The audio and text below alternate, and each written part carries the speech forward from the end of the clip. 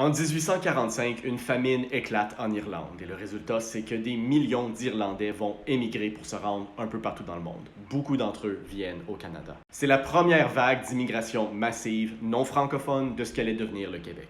Les autorités coloniales encouragent cette immigration massive d'Irlandais au Québec, y voyant une façon de réduire le poids démographique des Canadiens français pour faciliter leur assimilation à l'hégémonie culturelle britannique. En réponse, il y a des voix qui s'élèvent au Québec pour parler contre l'immigration des Irlandais. On dit que les Irlandais viennent pour remplacer les Canadiens français, qui sont lâches, qui viennent avec la maladie, qui seront jamais Canadiens et qui sont dangereux parce qu'ils restent trop attachés à leur pays d'origine, d'où ils importent trop de leurs chicanes. Et malgré ces quelques voix-là, la grande majorité de nos ancêtres se sont plutôt décidés de se livrer à la plus grande opération d'intégration d'un autre peuple au peuple québécois de son histoire jusqu'à date. 10 ans plus tard, les immigrants irlandais allaient faire un quart de la population totale de ce qui allait éventuellement devenir le Québec moderne. Aujourd'hui, l'énorme majorité de leurs descendants sont francophones et il n'y a personne qui doute de la place des Irlandais et de leur contribution à la société distincte québécoise. Cette immigration massive-là est venue s'ajouter à notre force démographique parce qu'on a décidé de le faire.